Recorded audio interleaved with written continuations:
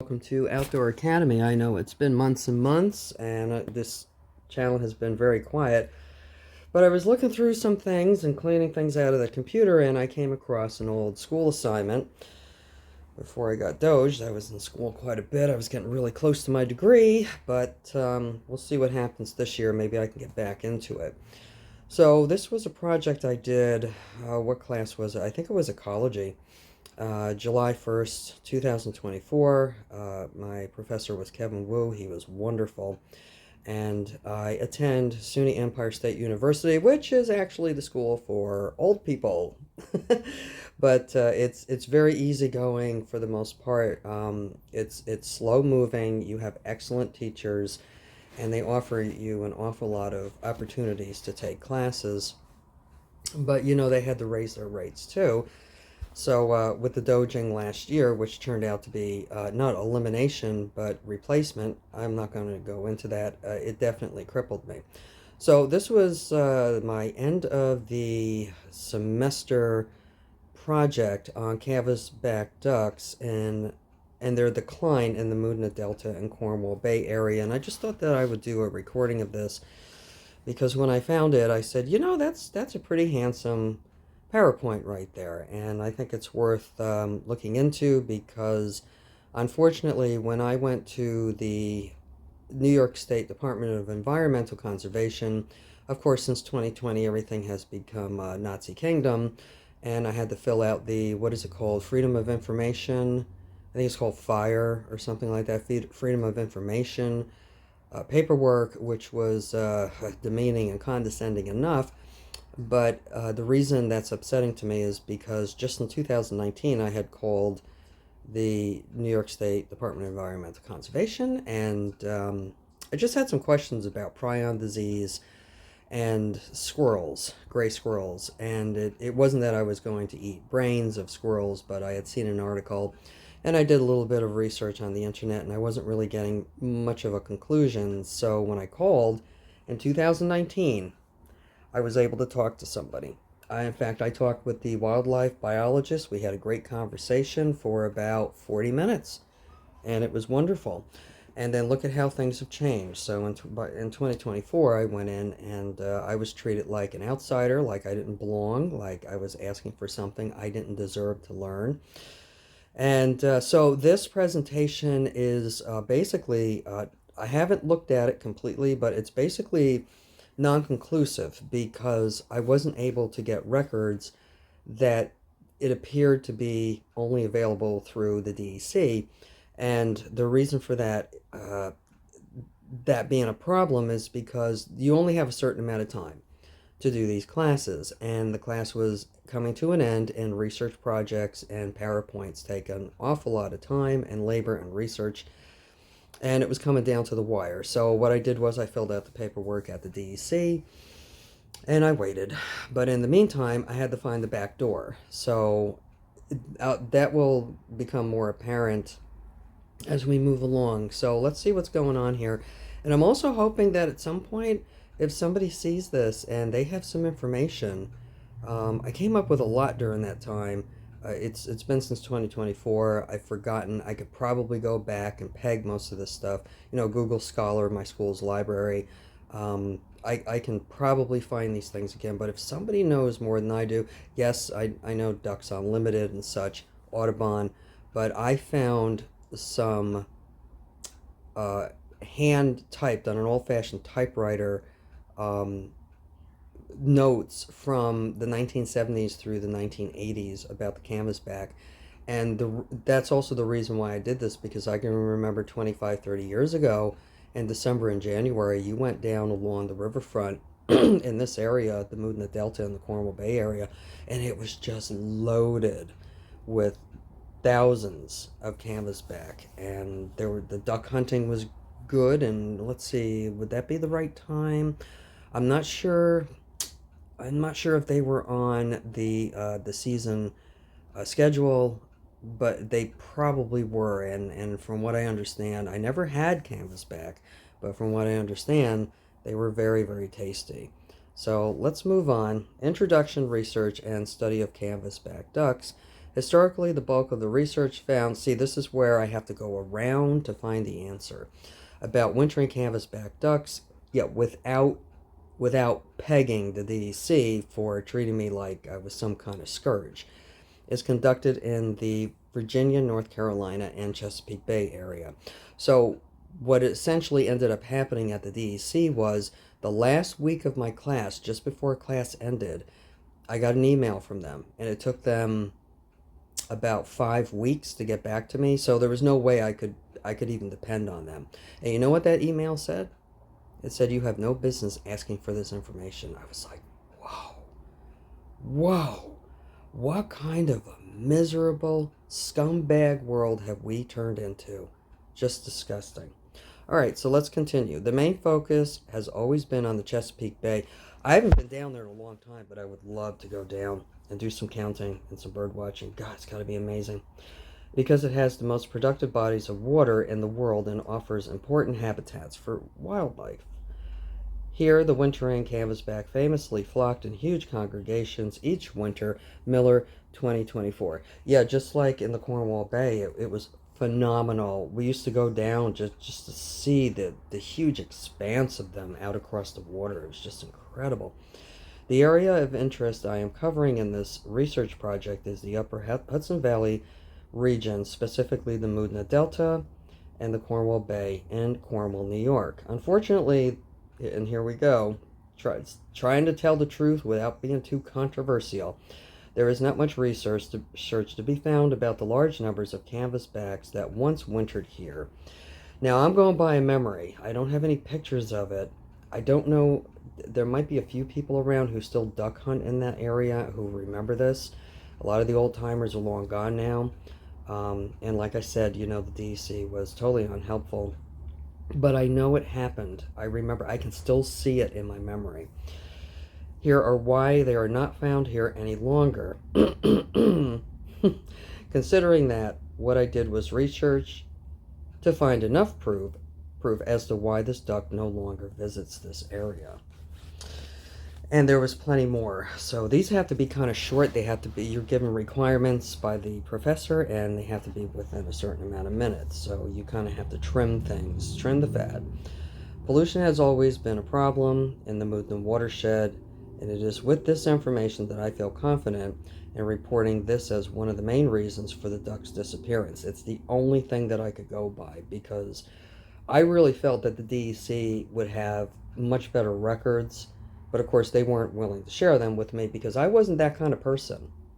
Okay, let's move on. What is the canvasback duck? Its name is canvasback duck. Scientific naming authority is Athea vallisneria. I'm still tongue-tied with a lot of these Greek and Latin words, so just bear with me. Name for the light gray canvas-colored back for the male or drake.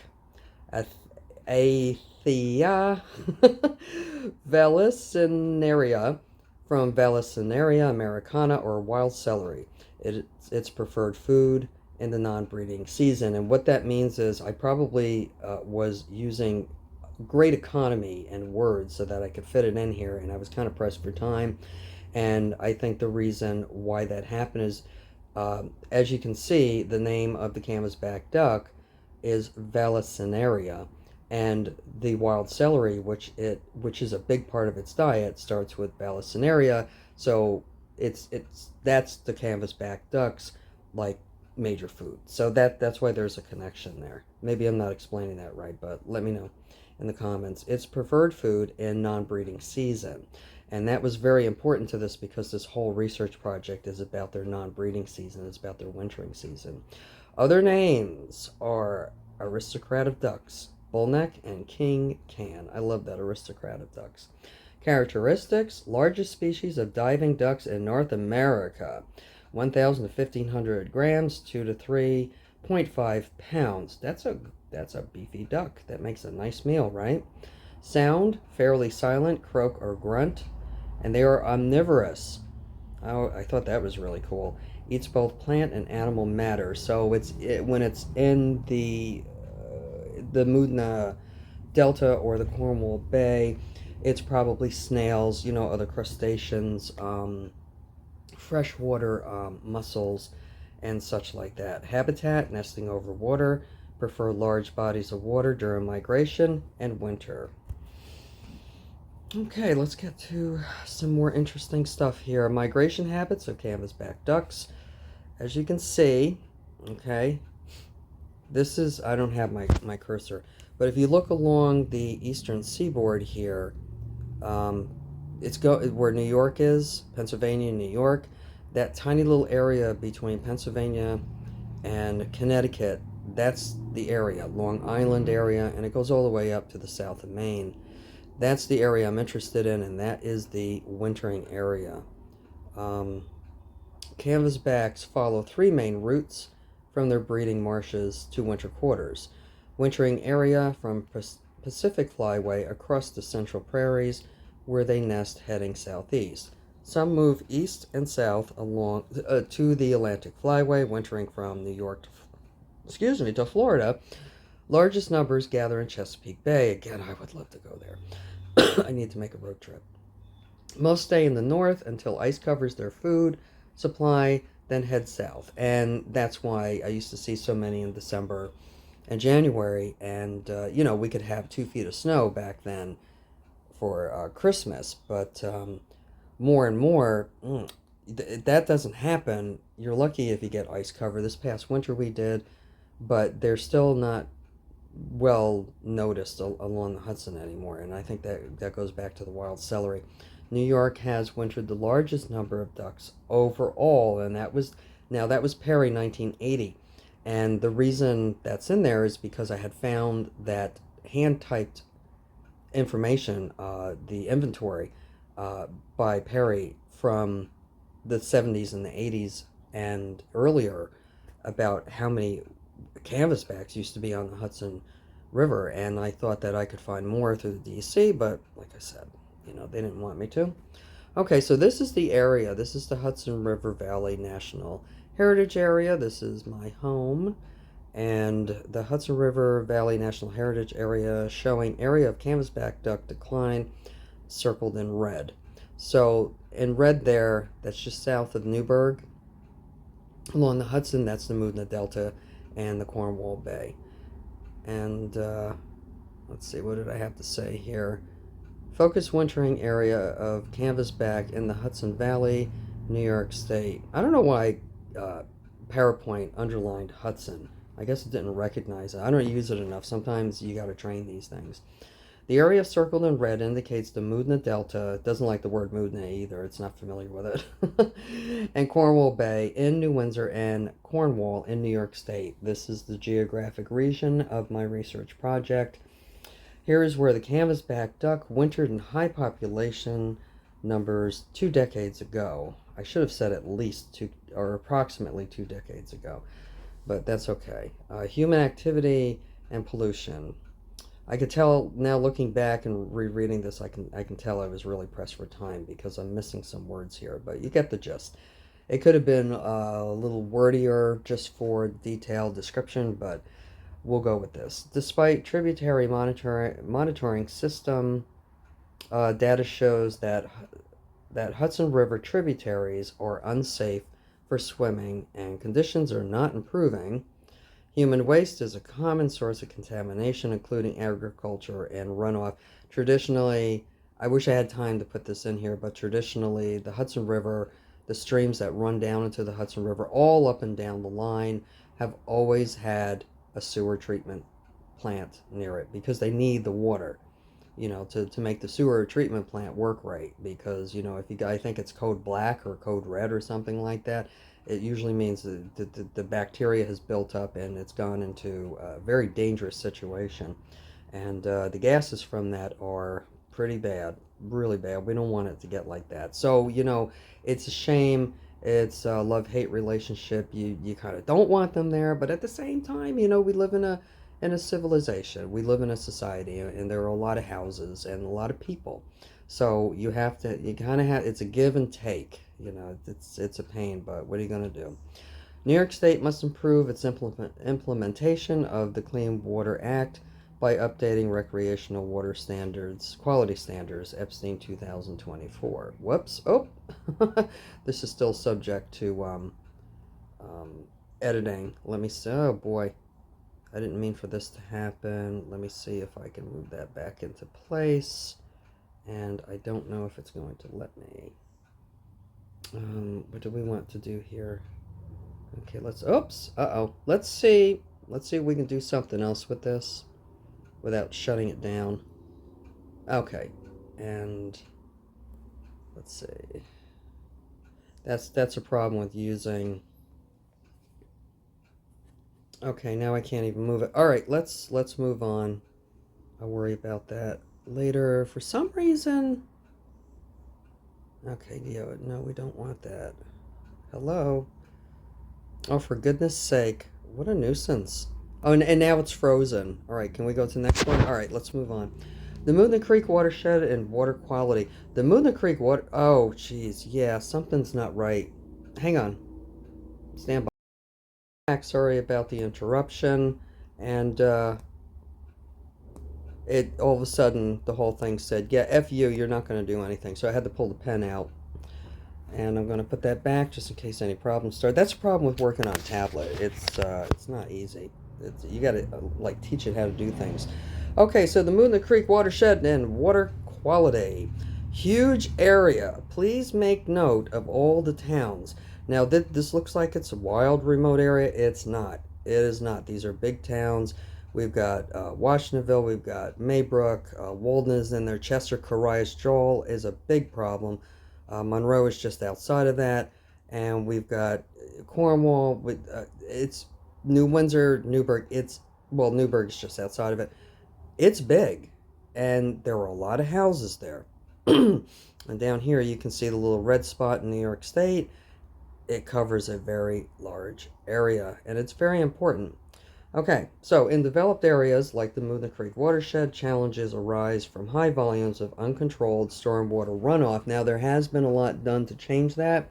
They have created the basins to catch the runoff from these huge driveways that are up to OSHA standards. They're supposed to be a certain amount of feet wide. I'm not sure exactly what the footage is on them, but the drains just, I mean, the amount of the apocalyptic rainstorms that they make for us anymore, the water is, it's unbelievable how much is there. And so it was causing major problems back when these bigger developments were being put in after the master plans went through back in the 1980s.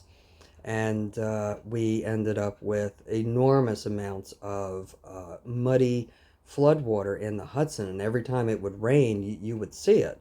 I mean, it's super cloudy. It went on for years and years. You could see these giant plumes of mud. It was pretty bad. So they did some research, and they found out that these water catch basins were the best way to slow the water down, and they have screens in them, and there are people, I believe, who maintain them. I'm not sure who does. I don't know if it's the DEC or not, but now they are required for any development. Pollutant loading is also a major issue with uncontrolled stormwater runoff. Population growth and development are major contributors to the amount of pollutants and runoff, as well as the volume and rate of runoff. Together, they can cause changes in hydrology and water quality that result in habitat loss, increasing flooding, decreased aquatic biological diversity. Yeah, I mean, who the hell's going to live in all that muddy shit? You know, it just doesn't work. Biological diversity and increased sedimentation and erosion, and it was pretty bad. And that was from Princeton Hydro, 2018, paragraph 5. I found an awful lot of very revealing information in there. All right, so let's talk about what this beautiful duck likes to eat. Wild food sources.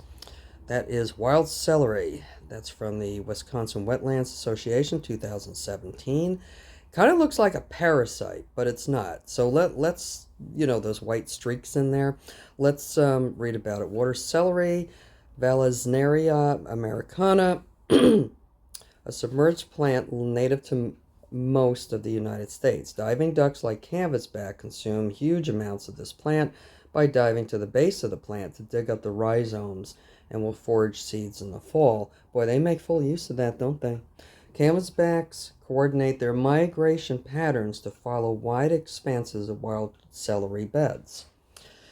Water celery was the predominant food in ducks in upstate New York. And that there's a lot of discrepancy over what's upstate. I mean, you might as well, the way people argue about it, you might as well just say upstate New York is 5 feet from the Canadian border, for crying out loud.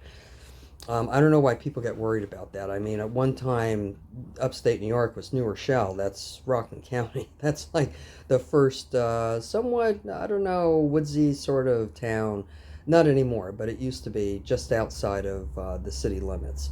And but as far as I'm concerned, anything that's north of the GW is considered upstate to me, anyways. And that's kind of the way I grew up. So, but that's there in that one sentence right there basically explains why, at one time 20, 25 years ago, I saw so many, because it was the predominant food in upstate New York, and it was all along the Hudson River. So where to go? Water celery dominates the submerged aquatic vegetation beds in the Hudson River. The canvasback was one species that showed major changes in its food habits in a 90-year time period, 1891 to 1979. And it's in my reference section. I haven't looked at this in a while. It should be. Anyways, that was where I found the bulk of my information, but I needed to find more, and I knew the DEC had it, like I said earlier, but of course, they wouldn't let me have it. So historic reports indicate that the ducks were primarily vegetarians or relished wild celery, Perry 1980. So in conclusion, these are limited findings. Broke my heart to have to do this. I was worried I was going to fail. I think I got something in the mid-90s, and my professor said that he thought it was very engaging. I didn't talk to him like I talked to you. He said it was very engaging. So, I guess I did the right thing with what little I had, and the, constricted time span there. They can all be intertwined in the observed loss of sightings within the area of concern. These findings cannot omit possible unknown events of migration routines, may be disrupted, and can be related to some of the environmental disturbances causing canvasbacks to stop using the Moodna Marsh in the Cornwall Bay area for wintering migration. Therefore, I believe it would be safe to say that the foraging sources once used by the canvasback in this area can be at risk of becoming extinct. Now, I don't have proof of that. Okay, I'm just saying I believe it would be safe to say. I'm not saying it is definitely the reason. The only way that I can get out there is in a canoe and look around for myself and take samples. But like I said, I had time constraints, and this was a class, so I didn't have the freedom to do that, and I didn't have the resources. So I feel the present findings are to be considered preliminary and would be strengthened if future research, if I had more time, were to incorporate surveys such as canvasback specific bird counts in person in the future on a yearly basis. I have been spending time. I have a 5-year diary. It's an old book that I found when I was cleaning things out, and I've been using it. So far, the only entries I have are bald eagles. I haven't seen any canvasbacks, and I've been doing it since 2024, because at some point I would like to go back and pick up this research project again and expand on it. In addition to observation, a new complete study of the Moodna Marsh, Cornwall Bay water and aquatic plant health should be in order to determine exact reasons for the decline of these ducks.